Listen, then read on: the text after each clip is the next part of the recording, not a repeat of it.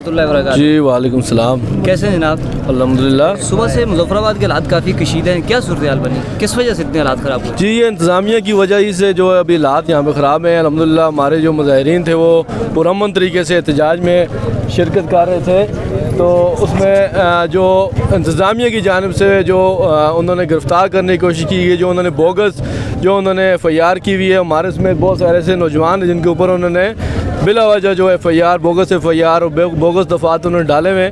تو ہمارے لوگ جو ہے پرامن طریقے سے جو ہے مرکز جہاں پہ ہمارا کیمپ لگا ہے وہاں پہ جانے کے لیے یہاں سے تیاری کر رہے. اتنے میں پولیس کی جانب سے جو ہے ہمارے اوپر اسٹیٹ فائرنگ بھی ہوئی. پرامن احتجاج تھا، ابھی بھی آپ کے سامنے پرامن ہے.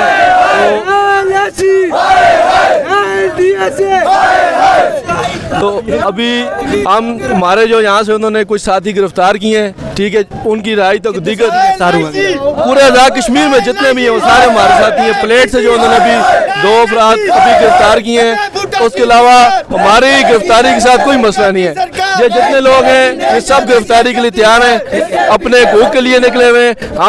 ہم یہاں پہ کوئی وسائل نہیں مانگ رہے، ہم حقوق مانگ رہے ہیں. اپنے جو ہمارا حق ہے وہ مانگ رہے ہیں. جو مہنگے بل جو ٹیکس ہیں جو ہمارے اوپر لگائے ہوئے ہیں، ہماری ایک ہی بات ہے، جو ہماری ڈیمانڈ ہے، ہمارا جو چارٹر آف ڈیمانڈ ہے وہ پورا کیا جائے. ہمارے جو مطالبات ہیں وہ حل کیے جائیں. یہ جتنے بھی لوگ ہیں یہ سب جو گرفتار ہونے کے لیے تیار ہیں، یہ اپنی گرفتاری دینے کے لیے تیار ہیں. ہم گرفتاریوں سے نہیں ڈرتے.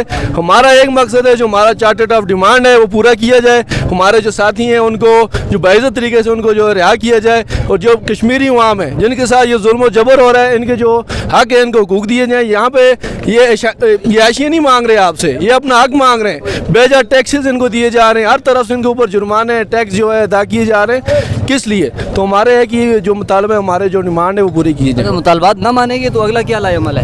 ہمارا احتجاجی مظاہرہ ایسے ہی چلتا رہے گا. ہمارا تو احتجاج جب تک ہمارے جو مرکز جو ہماری باڈی ہے جب تک وہ کوئی ہمارے اگلا پلان ہمیں نہیں بتاتی، ہم یہاں پہ پرامن طریقے سے احتجاج جاری رکھیں. بہت شکریہ.